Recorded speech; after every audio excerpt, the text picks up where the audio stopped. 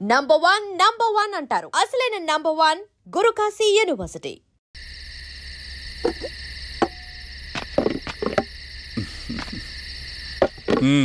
MRO గారు ఏంటి charge తీసుకున్న మొదటి రోజే ఆఫీస్లో మీ పవర్ చూపించారట? అన్నయ్య, నువ్వు సస్పెండ్ చేసిన వ్యక్తి నా దగ్గరికి వచ్చాడమ్మా. పాపం కన్నీళ్లు పెట్టుకున్నాడు. అతడి వల్ల నష్టపోయిన ఒక వ్యక్తి నా కళ్ళ ముందు చనిపోయాడన్నయ్య. కన్నీళ్లు ఎన్నిసార్లు తుడుచుకున్నా పోతాయి, కానీ వీళ్ల నిర్లక్ష్యంతో పేదవాళ్ల ప్రాణాలే పోతున్నాయి. అన్నయ్య, మన ఊరి సమస్య పేదరికం కాదు, నక్సలిజం.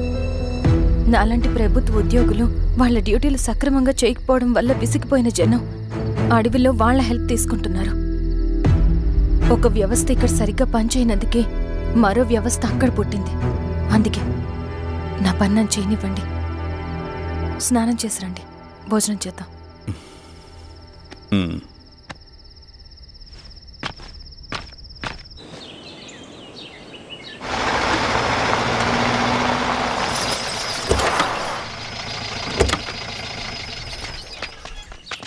నమస్కారం అమ్మా.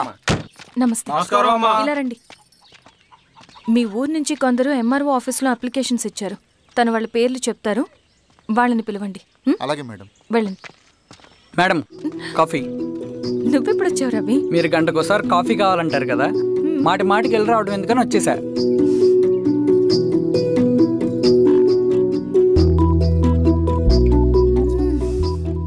రవి, ఈ కాఫీ కోసమైనా నేను పెళ్లి చేసుకోవచ్చు. అదేంటి అలా అనేసారు? That's a compliment. భలేవారండి బాబు. దండాలమ్మా. నమస్తే. ఇలా ఇవ్వండి. చెప్పండి మీ సమస్యలేంటో. పేరు తలుపుల వీరాంజనేయులు, ఉన్నది 3 ఎకరాల పొలం. చిన్నుపాటి ధనుంజయరావు అనే మహానుభావుడు అందులో 2.5 ఎకరాల భూమిని తన పేరు మీద రాయించుకున్నాడు. అడిగితే నీ దిక్కున్న చోటు చెప్పుకోమన్నాడు. దిక్కులేనాడు కాబట్టి 1/2 ఎకరం భూమి మీదే పెద్ద కుటుంబాన్ని నెట్టుకొస్తున్నాడు. అవునమ్మగారు, ఆ పొలం ఎలాగైనా తిరిగిపించేయండి అమ్మగారు. ఆ పొలం కోసం 3 సంవత్సరాల నుంచి తిరుగుతున్నాను అమ్మగారు. వీరబాబు, వీళ్ళందరి దగ్గర కలెక్ట్ చేసుకో. మేడం, దాదాపుగా ఇక్కడ ఉన్న వాళ్ళందరి పరిస్థితులు ఇవే. వీళ్ళ సమస్యలు పరిష్కారం కావాలంటే మాట్లాడాల్సింది వీళ్ళతో కాదు మేడం, మన ఊరి పెద్ద మనుషులతో. ఇందు మూలంగా 50 మంది గ్రామ ప్రజలకి తెలియజేయండి ఏమనగా, శ్రీరామగిరి గ్రామ పంచాయతీ మోతుబరి రైతులు, సన్న చిన్నకారు రైతులందరూ రేపు ఉదయం 10 గంటలకి ఎంఆర్ఓ ఆఫీస్ దగ్గరికి రావాలా.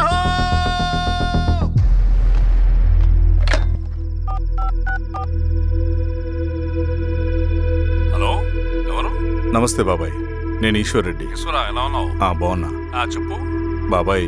శిరీష్ ఎంఆర్ ఆఫీస్లో భూ సమస్యల గురించి రేపు మీటింగ్ ఏర్పాటు చేసింది.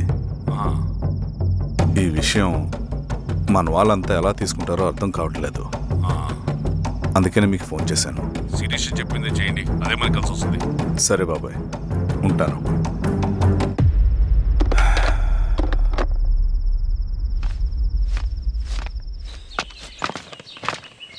నమస్తే మేడం. నమస్తే అమ్మా. కూర్చోండి. పొలాల్లో పండిన పంట కోతకొచ్చినా ఈ రోజుకి ఒక్క గింజ కూడా తెగకుండా పక్షులకు, పందికొక్కలకు ఆహారంగా పోతుందంటే దానికి కారణం ఇది. ఈ ఊరికి పట్టిన దౌర్భాగ్యం మీరు చేసిన అక్రమాల చిట్టా. కడుపు మంటతో ఉన్నవాళ్లు మీరు చెప్పిన కూలీకొచ్చి ఎందుకు పనిచేస్తారు? దౌర్జన్యాలు చేసి దిక్కున్న చోటు చెప్పుకోమన్నారు. ఇప్పుడు అడవే వాళ్ళకి దిక్కైంది. అది ఎవరి తప్పు? మొత్తం 100 ఎకరాల పైచిలుకు భూమి వాళ్ల దగ్గర దౌర్జన్యంగా లాక్కుని ఇన్ని సంవత్సరాలుగా మీరు అనుభవిస్తూ ఉన్నది. మీ అంతట మీరుగా తిరిగిచ్చేస్తారా, లేదా చట్టం ఎలా పనిచేస్తుందో మీకు చేసి చూపించమంటారా? అలా చేయండి మేడం. నువ్వు ఆగవయ్య నరసింహులు. ఏం చేయాలో మా ఎంఆర్ఓ గారికి బాగా తెలుసు. అట్టా కానిండమ్మా. ఇస్తే మీ పొలాలు ఇవ్వండి, మా వివం. మీ పేరేంటి? సామిరెడ్డి. రూల్స్ ప్రకారం వెళ్తే మీ మొత్తం పొలం పోతుంది. కూర్చోండి. సామిరెడ్డి కూర్చో.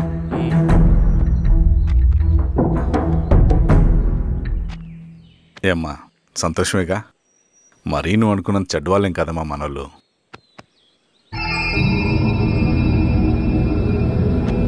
పదనాన్న. నమస్తే.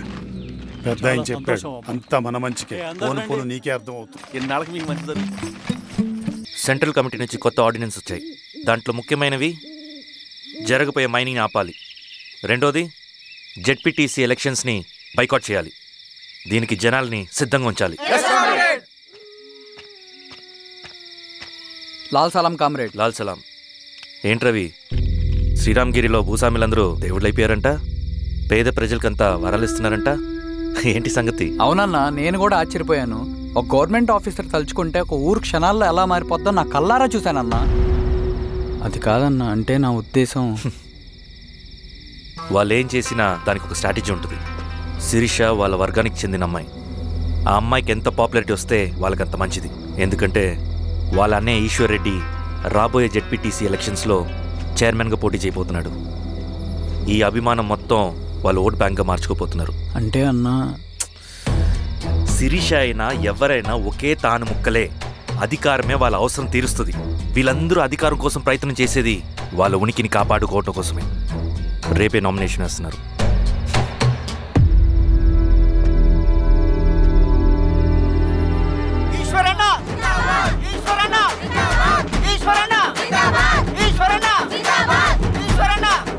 గారు మీ సపోర్ట్ మాకు కావాలి.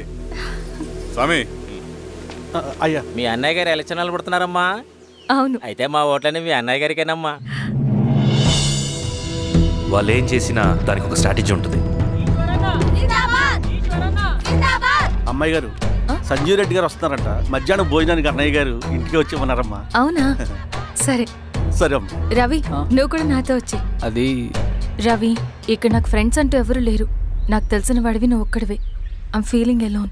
అందుకే, అర్థమైందా? సరే.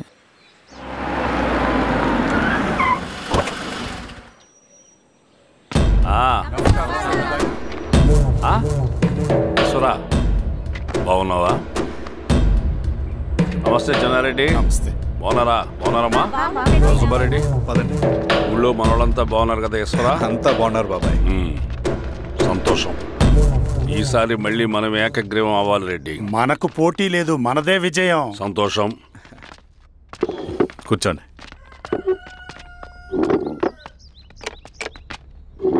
మీరందరూ లోపలికి వెళ్ళి భోంచేయండి. అలాగే అన్న. ఆ రైతు కూలి సమస్యలు ఎంతవరకు వచ్చినాయి? మాట్లాడుతున్నాం బాబాయ్, దాని గురించి మీరేం వరి అవ్వట్లేదు. నమస్కారం. రండి రండి. ఎంఆర్ఓ శిరీషారెడ్డి గారు. శిరీష రెడ్డా? శిరీష అనే పిలవచ్చుగా. అమ్మమ్మ, పులికి పంచాలాగా, సింహానికి చూలాగా అది మన ఐడెంటిటీ. అది అట్లాగే ఉండాలి. సరే బాబాయ్, నేను ఫ్రెష్ అయ్యేస్తాను, మీరు కానివ్వండి. అయినా ఈ కాలం చదువుకున్న ఆడపిల్లలతో మాట్లాడటం చాలా కష్టం. చుట్టుపక్కల శిరీషకున్న ఇమేజ్ మనకి చాలా మంచి అయింది ఈశ్వరా. నేను అడగకముందే పార్టీ హైకమాండ్ సర్వే చేయించి నీకే ఫేవర్గా ఉండడం వల్ల టికెట్ ఇచ్చింది.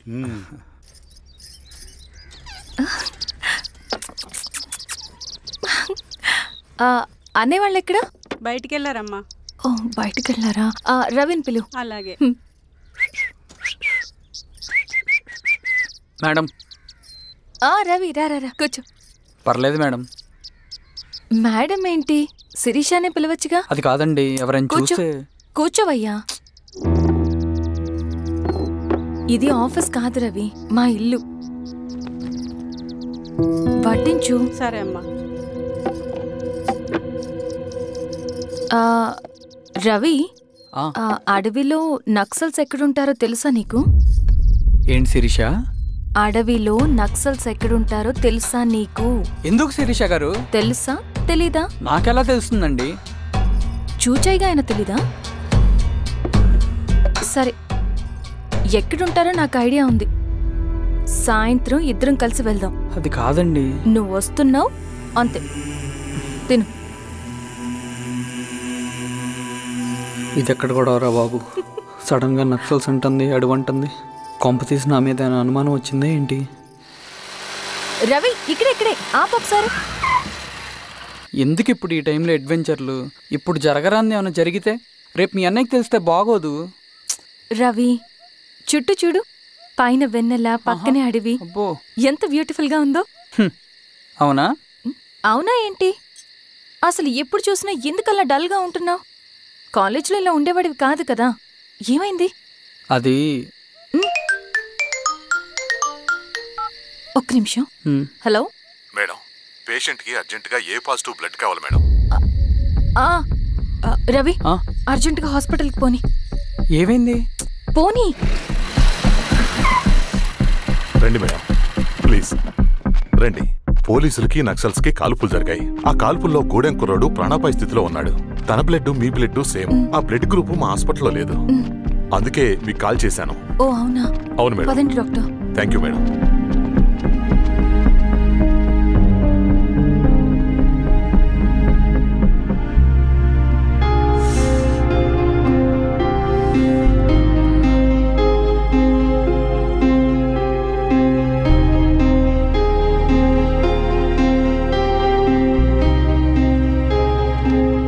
Thank you madam. పర్లేదు డాక్టర్. ఇప్పుడు అతనికి ఎలా ఉంది? తను స్పృహలో లేడు మేడం. రవి, నీ దగ్గర మనీ ఉందా? ఉన్నాయి. ఇవ్వు. ఇది అతనికి అందించండి, జాగ్రత్తగా చూసుకోండి. అలాగే మేడం. రవణ, రవణ,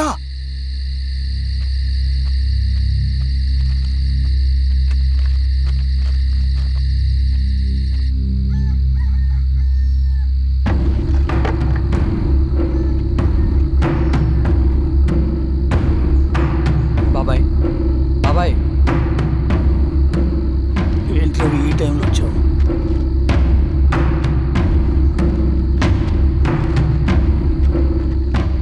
కామ్రేడ్, జరగబోయే జెడ్పీటీసీ ఎలక్షన్లో మన పార్టీ తరఫున జెడ్పీటీసీ చైర్మన్ పదవికి పోటీ చేయడానికి అర్హుడైన అభ్యర్థిగా మిమ్మల్ని సెంట్రల్ కమిటీ ఏకగ్రీవంగా నిర్ణయించింది. ఒక మామూలు రైతు కూలిని నాయకుడిని చేయగలిగిన దళం ఒక్కటే.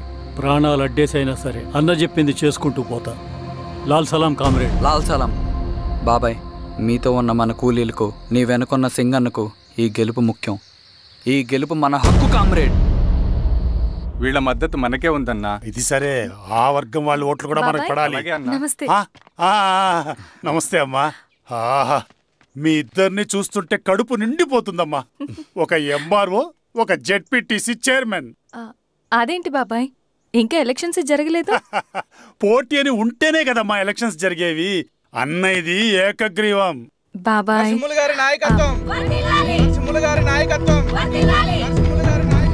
ఓ, అయితే పోటీ ఉందన్నమాట. స్వామి, కార్తీ, ఆఫీస్కి వెళ్దాం. అలాగే రండి.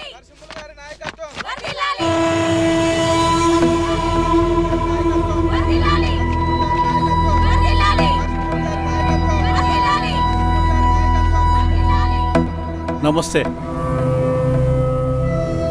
మొన్నటి వరకు కూడా కూలీ రేట్ల విషయంలో కొంచెం ఆటవిడుపుగా ఉందామని అనుకున్నాం. ఇప్పుడు ఆ అవసరం లేదు. ఎందుకంటే చట్టసభల్లో మీతో పాటు కూర్చునే అవకాశం మాకు వచ్చింది. అంబేద్కర్ కలలు ఇప్పుడు నిజమవుతాయి. పదండ్రా.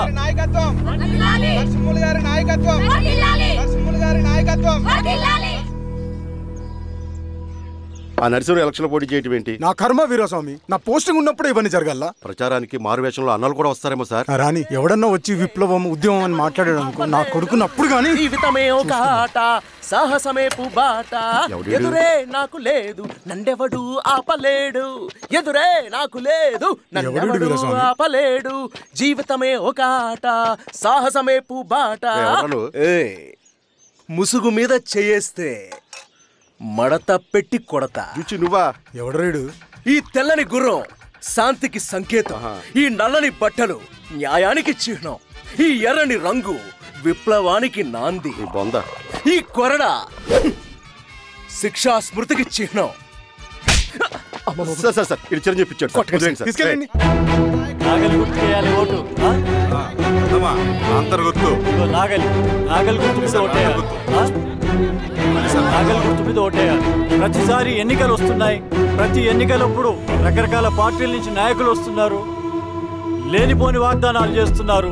పొలాలు ఇస్తామంటారు, భూములు ఇస్తామంటారు, ఇల్లు కట్టిస్తామంటారు. ఏమన్నా జరిగిందా ఇప్పటి వరకు? ఏం జరగలేదు కదా. మరి కష్టాలన్నీ పోవాలంటే ఏం చేయాలి? మన పార్టీని మనం గెలిపించుకోవాలి. నాగలి గుర్తుకే ఓటేయండి. ఇన్ని సంవత్సరాలు మీకు సేవ చేసుకునే అవకాశం నాకు ఇచ్చారు. అలాగే ఇంకొకసారి మాకు ఓటేసి భవిష్యత్తులో కూడా మీకు సేవ చేసుకునే అవకాశం మాకు ఇస్తారని కోరుకుంటూ, మీ ఈశ్వర్ రెడ్డి. మన ఓటు ఈశ్వర్ రెడ్డికే, మన ఓటు లాంతర్ గుర్తుకే, మన ఓటు. సార్ లాంతర్ మర్చిపోకూడదు. నమస్తే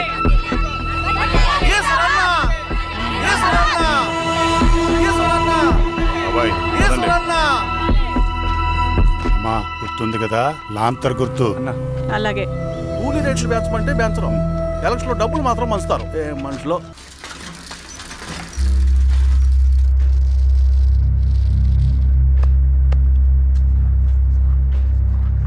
చెప్పండి అన్న.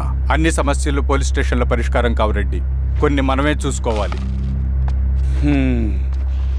పంట ఎదగాలి అంటే పొలంలో నీళ్లు పారించాలని పెద్దోళ్ళు అంటారు. అదే పంట చేతికి రావాలంటే రక్తం పారించాలని అడవిలో వాళ్ళంటే అట్టే. కానీ ఇందులో మన తప్పేం లేదు, అందుకు మనమేం చేయలేం. ఊర్లో అన్నిటికీ పెద్ద అడవి, ఏది జరిగినా నీ చేతుల మీదగానే జరగాలి. అర్థమైంది కదా? పదరా.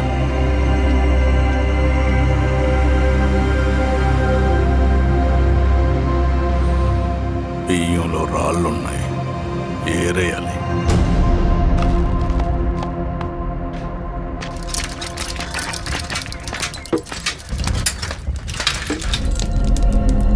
నమస్తే నరసింహ. నమస్తే నమస్తే. ఓ లీటర్ పాలు పోయి. సుబ్బన్ అంత బాగున్నారా?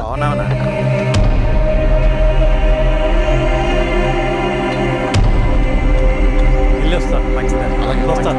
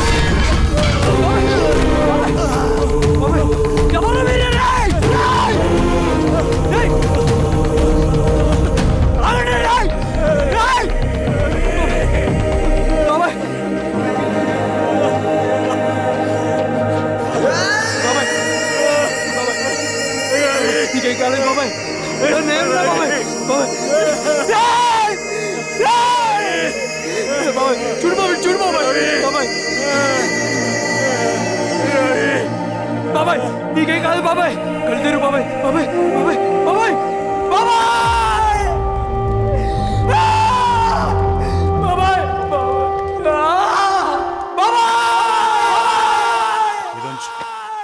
ఏం దెబ్బ కొట్టావు బారెడ్డి? ఒక దెబ్బకు 2 పిట్టలు. ఎలక్షన్స్ ఏకగ్రీవం. ఇంకొకటి, రేపటి నుంచి ఆ కూలీ నా కొడుకులు మనం ఎంత ఇస్తే అంతగా వచ్చి పనిచేస్తారట. సర్లేండి బాబాయ్, వదిలేయండి. ముందు ఆ ఖర్చుల సంగతి చూడండి. నమస్తే సార్. నమస్తే గిరిధర్ గారు. మీరు ఇలా చేస్తారని కల్లో కూడా ఊహించుకోలేదు ఈశ్వర్రెడ్డి గారు. 2 పసిబిడ్డలు ఉన్నారు ఆ ఇంట్లో. వాళ్ళ గురించి ఏమైనా ఆలోచించారా? రేపు వాళ్ళు మళ్ళీ అడవిలోకి వెళ్ళి గన్నులు బాంబులు తీసుకొచ్చి మీ ఊరి మీదనే పడతారు. అప్పుడు వాళ్ళకు మీరు, మీకు వాళ్ళు. ఇది ఆగదు. అసలు ఏం మాట్లాడుతున్నావు గిరిధర్? మీకు అగేన్స్ట్ గా ఇప్పటివరకు ఏ ఎవిడెన్స్ లేదు. మీకు చెప్పేద్దామని వచ్చాను. బయలుదేరండి.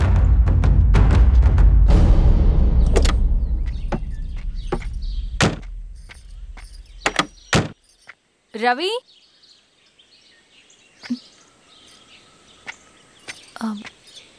రవి ఈరోజు ఆఫీస్కి రాలేదేంటి? నరసింహుల బాబాయ్ చనిపోయాడు. జరిగింది విన్నాను. ఎలా? అన్యాయం అండి. ఎలక్షన్లో నిలబడితే చంపేస్తారా? ఎవరు? ఎవరా? ఆపోజిట్ పార్టీ వాళ్ళు. అందరికీ చెప్తుంటారుగా, మీ అన్నకి చెప్పలేదా? ఇలా చంపుకుంటూ పోతే ఏదో ఒక రోజు మన వాళ్ళని చంపుకోవాల్సి వస్తుందని. రవి, వెళ్ళి మీ అన్నకి చెప్పుకోండి.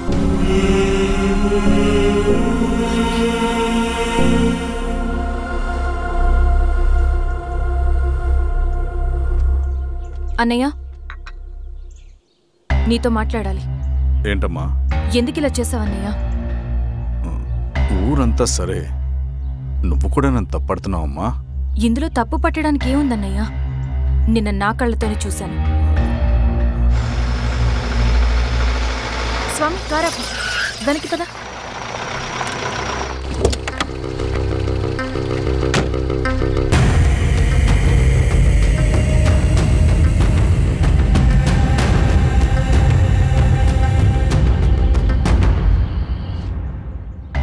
జీవితంలో కొన్ని సందర్భాలుంటాయి, మనం నిజం చెప్పిన అబద్ధం అయిపోయే సందర్భాలు. ఆ వచ్చిన వాళ్ళు ఎవరు ఏంటి అన్నది నీకిప్పుడు చెప్పిన అర్థం కాదు. నిజం నిలకడగా నీకే తెలుస్తుంది. నువ్వే ఇదంతా చేసినట్టు తేలితే మాత్రం నిన్ను జీవితంలో క్షమించలేనన్నయ్య.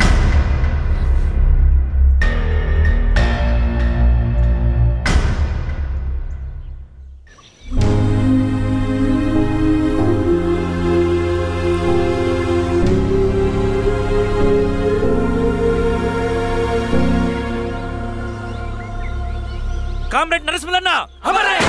కామ్రేడ్ నరసింహన్న అమరే! కామ్రేడ్ నరసింహన్న అమరే!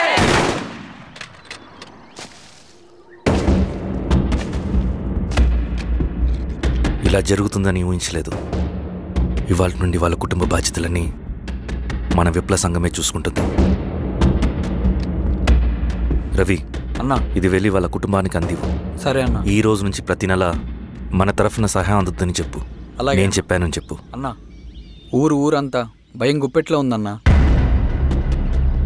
మరి మన నరసింహన్న ప్రాణత్యాగానికి అర్థమేంటి కామ్రేడ్? భయపడటం వల్ల పనులు జరుగుతాయని వాళ్ళు నమ్మితే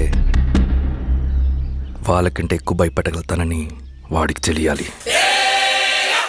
లాల్ సలాం కామ్రేడ్! లాల్ సలాం కామ్రేడ్! లాల్ సలాం కామ్రేడ్! లాల్ సలాం కామ్రేడ్!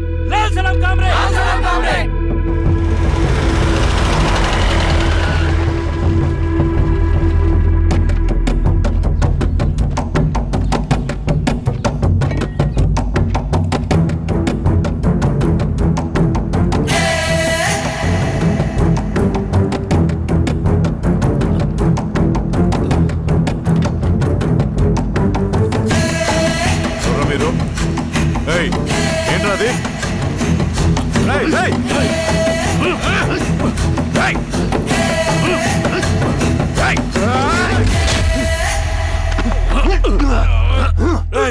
ఎవరు మీరు? ఏం కావాలి?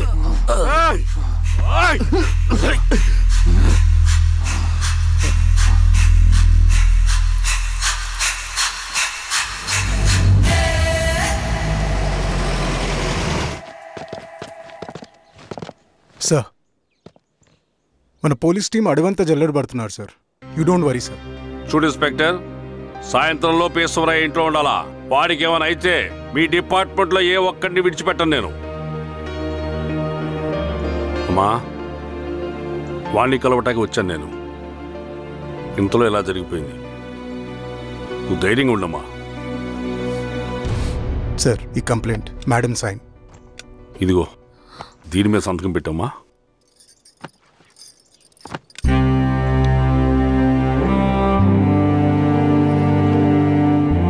వెళ్ళండి, ముందెళ్ళి అబ్బని చూడండి. సార్.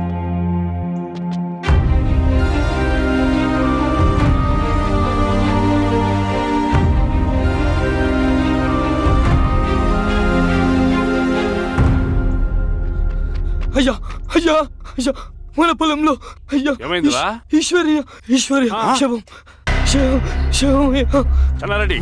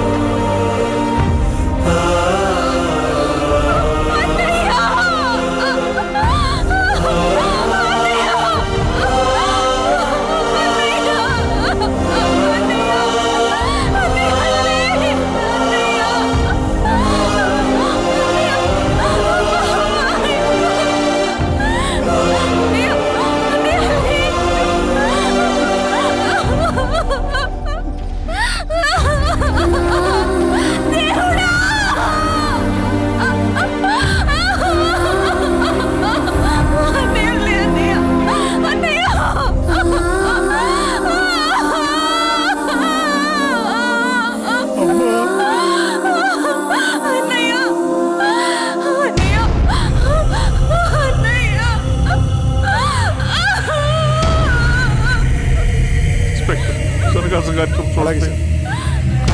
మీరేసా మీరు క్లియర్ చేయి. మీరందరూ జరగండి మా పక్కకి.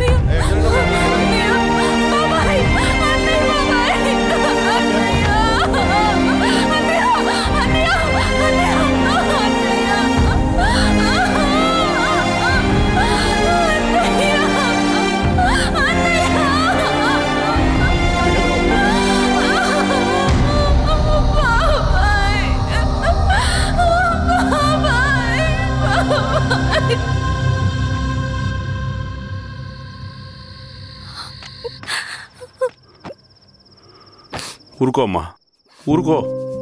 నలుగురికి మంచి చేయాలన్నది మీ అన్నయ్య కళ. అలాంటి వాడిని పొట్టను పెట్టుకున్నారు. ఆ కళ మధ్యలోనే ఆగిపోకూడదమ్మా. ఇందులో సంతకం పెట్టు. బాబాయ్, మీ అన్నయ్య ఆత్మ శాంతించాలంటే నువ్వు ఈ పని చేయక తప్పదమ్మా. కానీ బాబాయ్, నేను ఈ పరిస్థితుల్లో... అమ్మా, పరిస్థితులు చక్కబడాలంటే మనం పవర్లో ఉండాలి. ఇదిగో,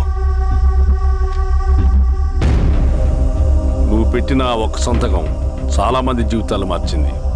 నువ్వు పెట్టబోయే ఈ సంతకం ప్రజాస్వామ్యాన్ని బతికిస్తుంది. పెట్టమ్మా.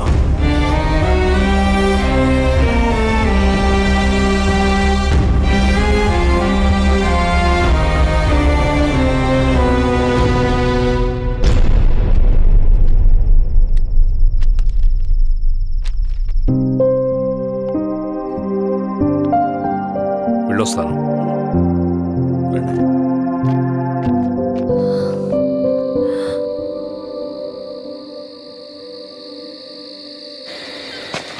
లాల్ సలాం కామ్రేడ్. లాల్ సలాం.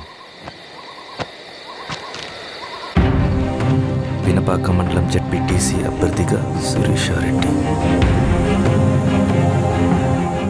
రవిని పిలిపించు. లాల్ సలాం కామ్రేడ్. లాల్ సలాం. ఎంఆర్ఓ శిరీష ఈ ఎలక్షన్ నుంచి తప్పుకోవాలి. ఏం చేయమంటావు అన్నా? శిరీషాని ప్రజాకోర్టులో హాజరుపరచాలి. అది నువ్వే చేయాలి. అన్నా, ఎక్కడికి పోతున్నాం మనం? సమసమాజ స్థాపన వైపుకు. బలహీనుని బానిసగా మార్చి దోచుకోవాలనుకునే బలవంతుడి గుండెలు చీల్చే వైపుకు. అభయం ఇచ్చే ఎర్ర జెండా నీడ వైపుకు. రవి, అందుకే ఎలక్షన్ జరగకూడదు. గెలిస్తే మనమే గెలవాలి. డబ్బు, కులం, రాజకీయ కండబలం, సానుభూతి ఓట్లు కానీ గెలవకూడదు. ఈశ్వర్రెడ్డి హత్య జరిగింది కాబట్టి ఈసారి శిరీషకి హై సెక్యూరిటీ ఉంటుంది. జాగ్రత్తగా డీల్ చేయి.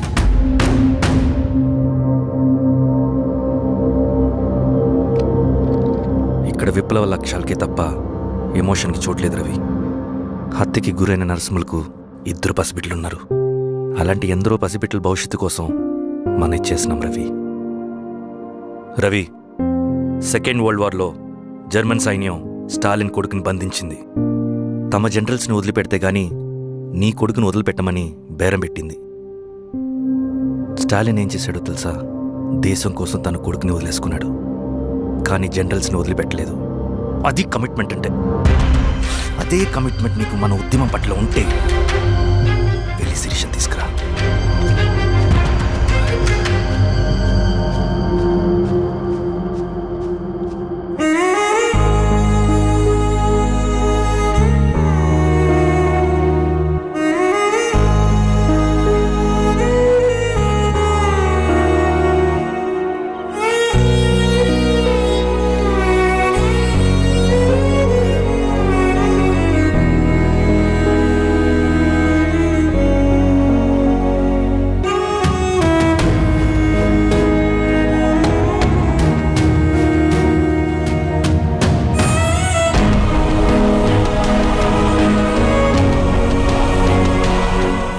కమిట్మెంట్ నీకు మన ఉద్యమం పట్ల ఉంటే వెళ్ళి శిరీష తీసుకురా.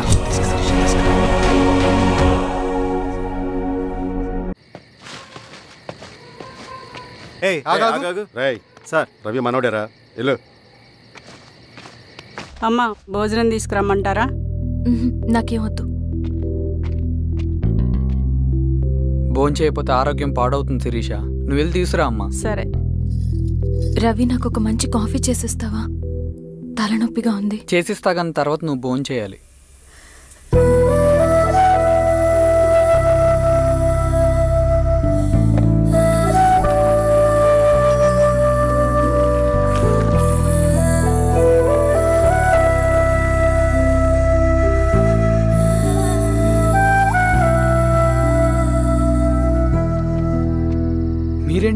మంచినీళ్ళ కోసం వస్తున్నాను. ఓ లోపల ఉన్నాయి, పదండి.